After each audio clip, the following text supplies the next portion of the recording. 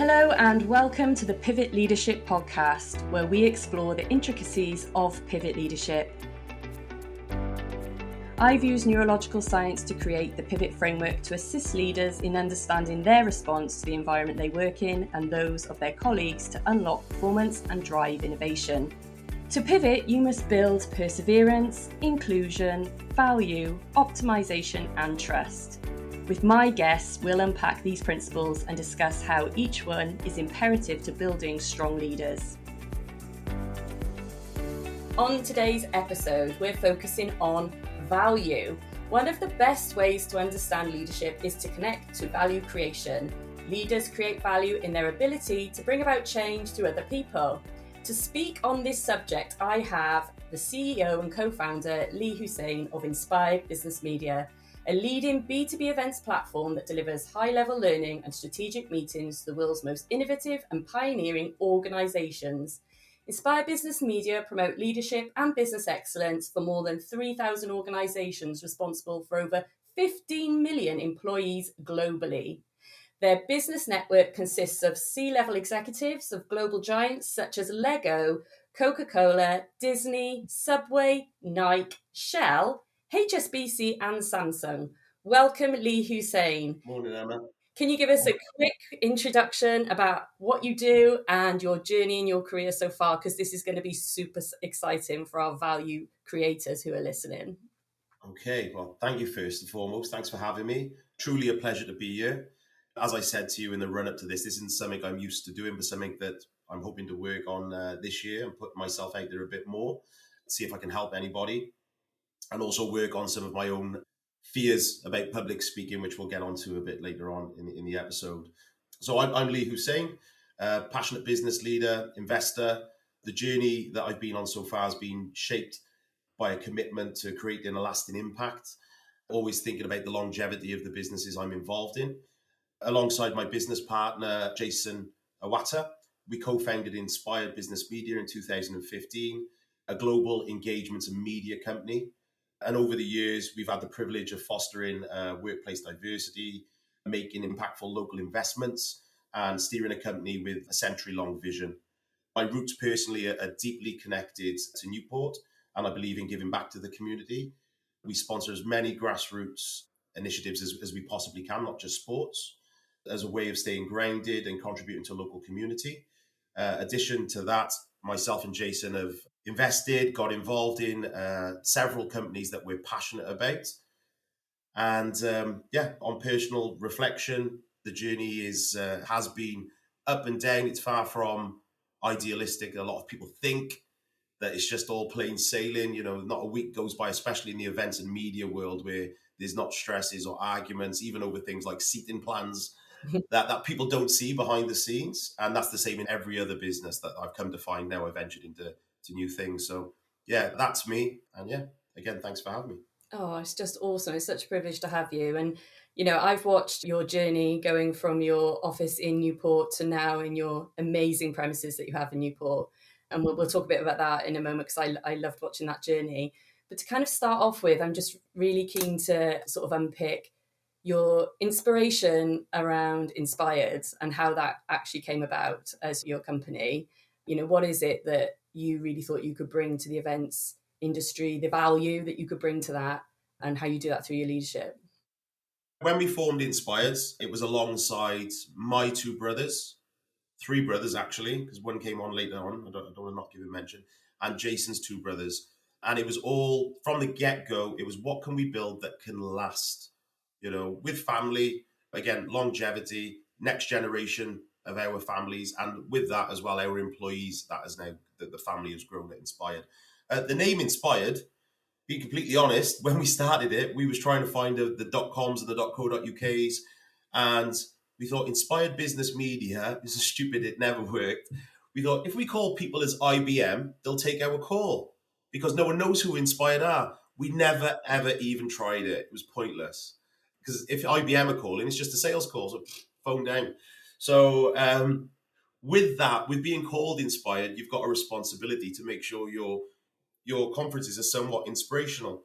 But lo and behold, a year after we started, my business partner, Jason, as you know, Emma, he had a stroke on stage. He had a major aneurysm of the brain. Mm. And weirdly, one of the best things to happen to him, because he's better in the mind and health than he's ever been before because of it. It was weirdly one of the best things to happen to the business, because we looked at everything very differently in terms of, contingency planning, and again, making sure that this company's going to last, because, he was key in the business. He did 50% of everything.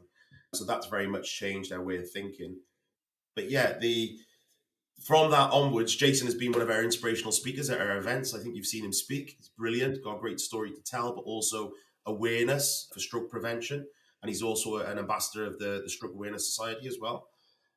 But yeah, all of our events are about inspiring the next generation of executives, and not just events, our media platforms, our virtual events, our magazines.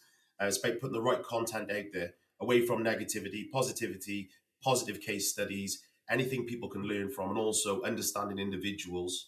So it's for you to look up to as well. Yeah, that's really cool. Because on the value class, on the Pivot program, I talk to leaders about, you're standing on a mountain of value, which I was taught from my mentor, if you like, Daniel Priestley. And, he used to say, we're all standing on a mountain of value, and we should be able to showcase that and talk about it with confidence. And I remember thinking, oh, wow, I don't want to come across like a bit, egotistical here about how great I am. But actually, creating a platform where you can have a positive impact, demonstrating positive content for executives who are internal in organizations is super important, because they're often tucked away behind their brand, but it's them that keeps the brand alive. So I love your whole ethos around that's what you bring to the executives kind of community, if you like. And obviously I'm from the HR element and that, but I know you've got other streams that you also work with, not just the HR community. So you talked there a little bit about the longevity in what you wanted to create with your business and as a business leader. And I know that you made a really big kind of statement. You wanted a meaningful company lasting 100 years. Can you talk to us a bit about that? Because with our mountain of value, we really unpick that for leaders, like what sits beneath that. What is your purpose and your big game? And I know your big game was creating this company that lasts 100 years. So can you tell us about that, what the game was there? Yeah, so it's not normal to be a centurion company. It's what they called 100 plus year company. And a lot of people ask themselves, what's it all about? Company, life, all these deep, meaningful, conversations we have with ourselves and close friends and loved ones. And for me, it's not legacy. Some people go, is it about legacy, your name on it? No, it's about security. And with the way the world is going, especially now with AI, I watched a video this morning on this new open AI robot. Don't know if you've seen that. It's crazy. And I've got good friends, very good friends that are AI experts. I've got good friends that are building up businesses to sell in the next 3 years. And, Inspire potentially could go down that route, but that's not what I want. I want a company, and I believe our company is one of the few industries, when you really work it out, that has a lasting chance, because we're a middleman effectively. We bring people together, we bring businesses together. And I believe the person selling the AI will always need to meet and handshake and look in the eye of the person buying the AI. Multi-million-pound deals, they can be done over the computer, but I think they're more likely going to be done face-to-face. And for that reason, I think we've really got a great chance of lasting 100 plus years. You look at oil companies, BP, Shell, for example, I think they started in the early 1900s. If they weren't adaptive to change now with electric, they'd be in real trouble. So, yeah, I think people will always need to meet people, and COVID really, really proved that as well. So COVID, I know we'll probably touch on it a bit, but we had a big uphill struggle because we had 38 conferences planned that year. One went ahead in the February in Ireland, and it was a car crash because of this thing called COVID. But instead of sitting on our hands, we opted to diversify and go down the virtual events route. And we turned over more that year on basically a startup business, virtualroundtables.com, than we did in our physical business. And now we've got both. So silver lining, we've come out stronger than ever. The point is, people still needed to meet people. People still need to learn from one another, and they still need to engage with one another about their projects, about stuff they've got to sell. There's no point having certain softwares, for example, if you're not going to meet with people to sell. Otherwise, that business goes bust. So the world goes on. And for that reason, I think Inspired will always be here, and we've got a real good chance of lasting 100 plus years. And with that, we can change employees' lives and also change, impact, help, support the lives of our clients. That's really neat because, you've talked there already about diversifying, you've talked about your pedigree and how that journey's gone for you and how you've had to change course depending on the environment, which is what we teach in the value module for leaders.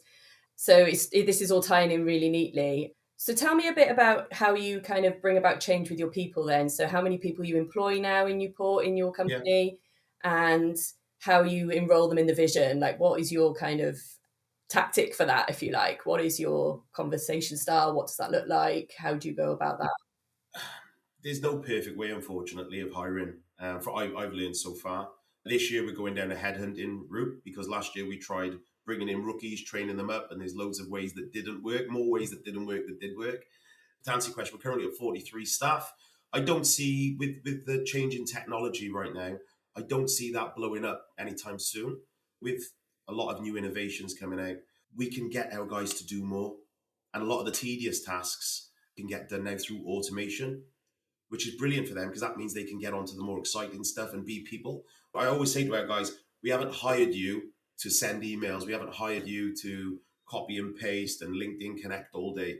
We've hired you because we've bought into you as a person, and we believe that your charisma, your personality and persona, people will buy into as well, and you can represent this company. So it's very important you get on Zooms and phone calls and meet people. So we really, really encourage that. But it doesn't get away from, there is still a lot of mundane tasks to do in what we do, which a lot of it is, whether it is directly sales, a lot of what we do is sales methods. So yeah, with, again, AI automation, we're able to replace a lot of that. There's some really, really cool softwares out there, and we're always innovating. We have brainstorming meetings every week about new stuff that can help this business, help us grow, make us more efficient, speed things up. So yeah, to answer your question in terms of like looking for new people, headhunting at the moment, we're trying to find people that can hit the ground running, because what we do find is when we do bring in a rookie, it does pull down some very players. And that's just the strategy for the moment for H1 of this year to align with our goals. We're very lean. Like I said, we're at 43 staff, and with the number of events, dinners, virtual events we've got going on, we've literally got events on every single week at the moment. And each one of those events take at least 3 months to plan. Wow. So it's that knock-on effect. We just can't afford any downtime. Every player is a key player. Even factoring in holidays are absolutely vital for us for having that downtime. And the staff take it on board as well. They literally go, I'd really like a holiday on this time here. Is that going to affect pipeline, event planning? Because it's that togetherness of the team feeling that they might be letting down someone else if they do. So that we really appreciate as well. So how does that kind of play out with you saying, 43 people all bringing their value to the company and delivering? You're saying it's really lean. I mean, that takes some managing and some overseeing. What is it about your company, do you think, that kind of keeps them engaged? Why do they want to come and work there? Why do they want to share their value in your company and for your vision? What do you think is the magic ingredient that's going on in Inspired? Because there's definitely a buzz whenever I come there, and you can definitely feel it. Oh, thank you. You do always comment on that. So we've never got it right. We've never got it right. As much as we like to think so, we're always working on it. So here, for example, last week, the sales team, I did one-to-ones with all the sales team. I'm not in charge of sales. Me and the CRO, sales director, sat down with each one and asked them, can they reflect on culture of the sales floor, their unit? How can we make it better? What makes them tick? Do you understand your goals? How can we make it a better environment? What motivates you on a daily, weekly, yearly basis? And what's the long-term goals? So I think having that man-to-man management, especially when you're a lean team of people that have been here, done that, there's no trainees in our business at present. We've got everyone up to scratch of a certain level. So instead of managing everyone as a group and managing everyone on a one-to-one basis, you find out so much more about what makes people tick. So, for example, we're doing that meeting last week. I found out one of my guys said, in the next 3 years, I would absolutely love to move to Spain with my wife and my child. I just don't want to be in the UK no more, but I really don't want to leave Inspired. And that lit me up, because I was like, that's amazing. I'm glad you're telling me that completely we can create a job for you remote in Spain. And he was like, really? I'm like, yeah. So just having those, I wouldn't even say awkward conversations, just honest conversations with your staff. Also when it's not working. So a lot of people are scared to have the awkward conversation about leaving a business. And I accepted a long time ago, it's very unlikely that I'm going to be able to hold on to people for their whole careers. And also, I'm not doing something right if I'm not pushing them. I'd like to think that we've got so much stuff going on that we can keep challenging them, keep learning new things. But the reality is that the new thing they want to learn might be going to another country and go into a completely different industry. Can't help that. We're in this industry. All right. So it's important to understand what their goals are, because in the time they're here, you can get the best out of them if you understand them. But also, there's that respect between one another as well. Because they know, right, he knows I'm going to go to Spain in 3 years. He's working with me on it. I think you know Anita. Remember Anita? So Anita told me from day one, I will want to move to Austria in probably the next 5 years. And when I do, we'll make a decision. We'll see if we can set up Inspired in Austria. It just so happened that Anita made that decision mid-COVID. And she came in the room for a boss. I've realised the school term starts. I want to get the kids in Austria. I want to go. I want to go in the next 3-4 months. Can we make it happen? Can you look into it? I went, give me 24 hours. I'll research it. Like, yeah, we'll make it happen. Because I didn't want to lose Anita. She's amazing. I looked into it and I'd be doing her a disservice. The average wage in Austria was fantastic.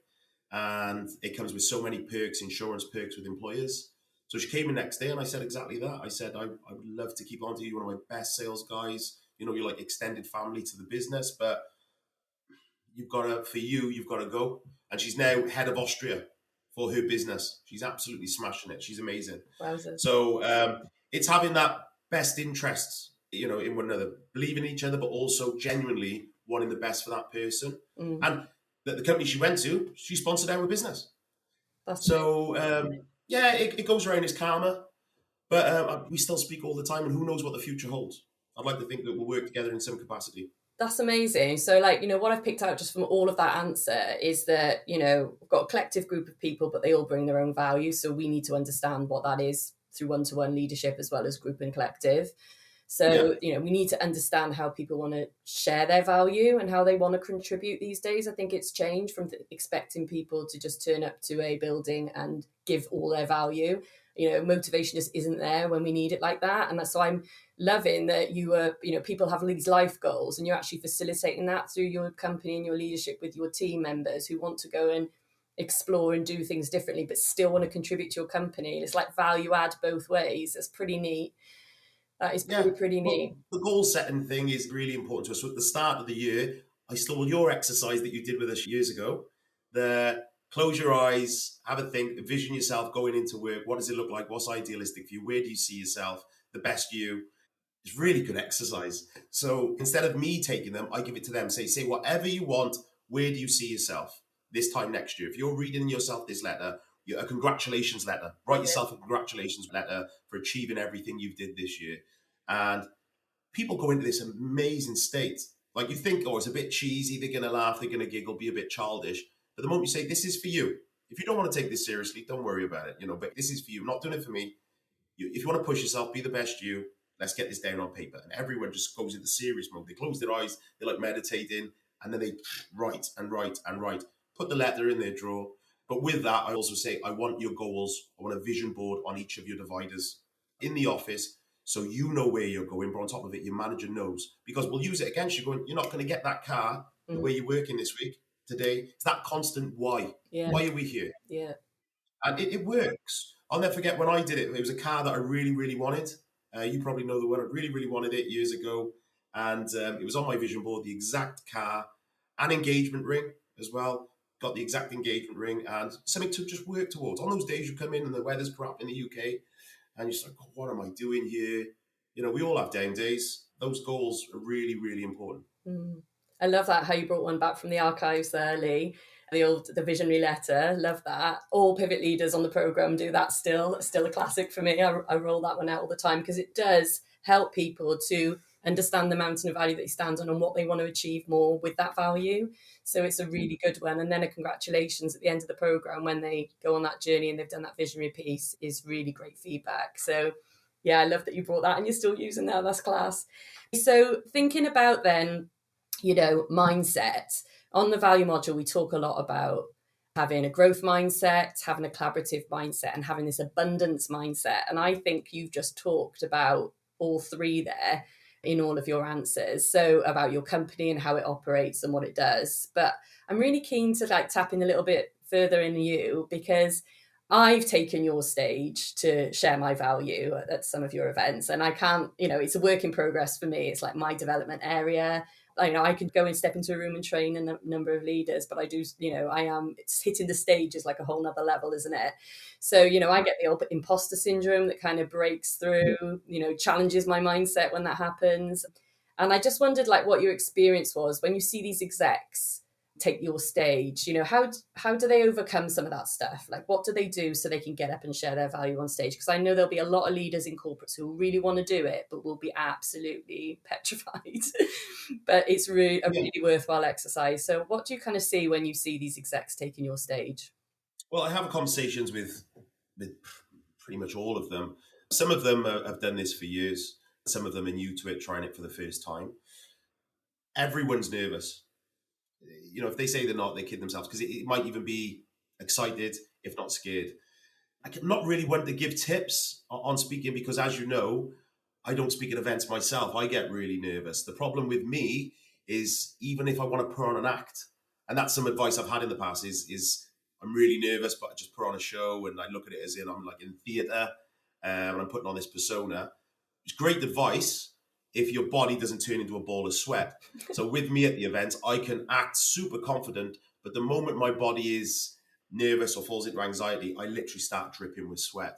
And bald head, super shiny, it's not a good look. Whereas I've got people who work at Inspired that love it. They embrace it. They love getting on stage. So I'm like, right, great. That's your strength. That's my weakness. You go for it. You go and represent Inspired. You look the part. So I'm not really, for someone that doesn't speak at our events, I couldn't really give advice on speaking. But preparation, what I would say is the one thing every one of the guys that speak at our event, we prep with them. We offer, if we don't think their talk is on point or a little bit nervous, we've also got a speaking coach that we partner with called Pascal Bergmans. I'll give her a shout out. Pascal, she's brilliant.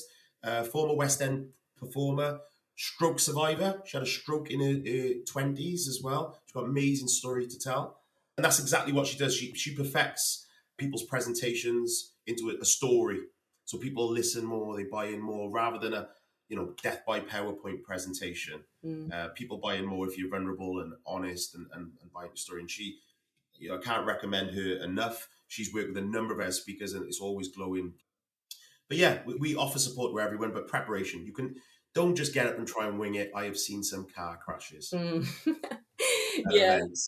And do you know what? By some of the most senior executives as well. So timekeeping is so important. With our summits, they're 20 to 25 minute talks. We really try and avoid the Q&A because we have networking breaks in between the talks. We say, if you've got any questions, leave them wanting more. That old saying. So yeah, if you've got any questions, come and see Emma in the expo and networking area if you don't have any business meetings. And working to that 20, 25 minute time scale is tricky, but I don't know if you know, TED don't do any more than 19 minutes because they say you switch off, your attention switches off. So I've always said to my guys, I want to get to that 19-minute mark, but we get so much pushback on people condensing and bespoking their presentations to that. We've just not done it. We've not done it yet, but watch this space. I'd like to think in the future we can get to that. But yeah, preparation, simple answer. Sorry, it's nothing groundbreaking. Prep as much as you can, speaking in front of many people as you can that you trust. My brother, Garen, who you know, he did a best man speech on the weekend. He doesn't do any speaking at all. He's quite quiet in the office. He's an introvert. God, he must have prepared and spoke like 200 times. I heard his best man speech 5 times. I know he did it to every sales guy in the office, did it to my whole family. Prep. I watched the recording of it. You'd think he was a public speaker. That's amazing. And I love that you brought in the introvert piece there, because what we find on the value module is that I help with the prep. So we do like a short, kind of really short conversation that gives an impact very quickly in a few seconds about who we are and what we do. But then we can build it into then you grow that into a presentation kind of prep. And it's like neuroscientifically designed to create impact and keep people engaged, but your timing is so right. So it's making sure that you keep that time and people don't switch off. It's like the optimum time is like a magic ingredient, isn't it? So I loved all that, what you said there. And it is about the prep, it's like then taking that, first of all, maybe to a little video for a couple of seconds and watching yourself do that and being really clear within that and then growing that. And that's what we do teach. But I love how you're bringing the real life stuff, like actually what's going on in events and how people are doing this on the stage. That's the next level stuff. And we're learning a lot from that. So, and we'll also put Pascal Bergman's details in the show notes for people to follow up on. That'd be great. Leigh, tell us about your company and the value it brings to your employees. I know you've won a number of awards and recently you've had some certification about it being a great place to work. Tell us about that. Yeah, so the one, there's a couple of awards I'm really proud of. It's always great to get an award, by the way, but some do you hold closer to your heart than others. So during COVID, we won Most Innovative Company in South Wales Argus Awards, and Best Business Overall, voted by local businesses. It was very kind of them. And that was for the virtual roundtables business that we literally started up during COVID because we had no other option. Either sit on your hands and furlough yourself or try and make the best of a bad situation. And you never knew when furlough was going to end. So really proud of that because that showed that we came through adversity.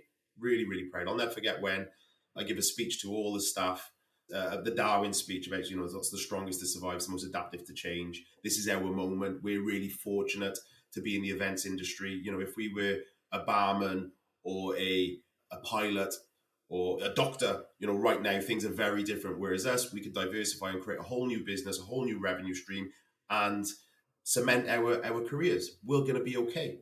We could potentially thrive, in the environment because businesses still need to survive too, and we can support them and help them. So really, really proud of that. But the one that I'm super proud of is we won a Great Place to Work last year. We won an award that we surveyed all the staff. And obviously you get a bit nervous because it's anonymous and you think, is the survey being sent out at the right time? Are they having a bad week? Is it the day after an event when everyone's happy that it's been achieved? Or is it the day before when everyone's stressing? So, we let it go. It went over a period of a month. There was no time scale on it for a specific day. So it was all done fairly. And our own staff voted us a great place to work. And super, super proud of that because knowing that your staff love where they work is a nice feeling. There's nothing I wouldn't want more. There's nothing I wouldn't want more than my staff dreading coming to work. Like that doesn't make sense to me. When there's so many other things out there, and I look at all of our staff and just think everyone's so talented. Like sometimes I have to pinch myself thinking, I can't believe this person works for me. I've said that to you before about a few of the staff here, a lot of the staff here. And I wouldn't want that. So for them to collectively all vote that this is a great place to work, I'm super, super, super proud of. Yeah. Oh, it's the ultimate, isn't it? It's the ultimate testament to your leadership, you and your business partner's leadership. And I know you've got great leaders and managers in there that support you with that too. And, you've created this beautiful building in a part of the world that you've got a big heart in and a big purpose. And to have that certification, what a value add, absolutely amazing. So then just like finally going into where you're going next, Leigh, with your value creation, I'm waiting for the day that you take the stage and talk about all of the value that you've brought to your industry, to the community in Newport and the employees that you have. But tell me about kind of your journey with that. Where are you at in terms of sharing your value and with your spoken word and creating an impact? Yeah. So back to goals. My personal goals this year was to spend more time with my family, holidays, my kids aren't getting any younger. So that was important to me. But on a professional side, obviously I've got career goals in terms of numbers that we hit, certain events, industries we break into. Our magazine, I want to take to the next level this year as well.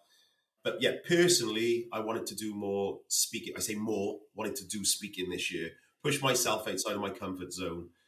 You do question whether people want to listen to you or you've got anything important to say. So putting yourself out there is the start. And if people don't listen, they don't listen. But if they do and they take something from it, brilliant. So looking to do that a lot more this year. I'll probably ask for help a number of times this year, Emma. I don't know so much about giving any presentations at the event just yet, but I'll certainly be looking to do more podcasting and maybe some moderating at some of our summits, some of our virtual stuff. I'm really fortunate that obviously we've got a platform where I can put myself on stuff, whereas usually we vet our speakers, where that's one of the benefits, I suppose, being the boss at Inspire. I go, right, I'm going to speak on this. But in fairness, my team will tell me if they think it's a bad idea. I know you've got a great team around you for that kind of stuff. A very honest team. Yeah, and I think that's actually kind of critical, isn't it? If we're going to be, if we might be thinking we're innovating something great or delivering on some seriously good value, but if we haven't got a team around us who can give us that honest feedback, and sometimes we're completely off, aren't we, off track? Oh, so many times.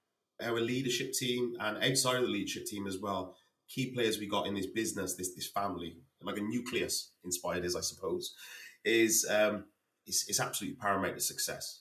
And it's having that open, honest, and also not being scared to tell your boss. I think that's a bad idea. Obviously, it's a time and a place. You don't want to do it publicly and be disrespectful. But we do have a behind the closed doors, you can say what you want policy here, including a few swear words if you really must. And it's the same at home as well. My wife is so supportive but honest. Supportive yet honest. And so, yeah, I'll go home and say, this happened today. I'm not happy about it. And she'll go, if what you've told me is true, I think you're in the wrong. Or I think that's a bad idea. It's like, really? But I respect their opinions. And I do take it on board as much as they may not believe it at times. I do. Yeah, that's super cool. Having that support network around you that can do that is really crucial for leaders. Yeah, well, otherwise it's a dictatorship, right? Absolutely. Yeah. And who wants that? It's not very pivot, is it? Well, I certainly wouldn't want that. No. Oh, Leigh, it's been absolutely smashing to have you. And I know that there'll be people listening who'll be thinking about taking a step forward with their value and sharing it with the world. And being able to look you up as a platform to be able to do that will be really neat and supportive to them. So where can people find you? Where can they hook up with you online? Inspiredbusinessmedia.com is the company page, or just myself, Leigh Hussain, Leigh, the Welsh way, not the girls' way in America. Yeah, find me on LinkedIn, on social media platforms, and reach out if I can help in any way, shape or form. Happy to do so. Oh, you've been awesome. Thank you very much. You're my ultimate pivot leader. Thank you, Emma.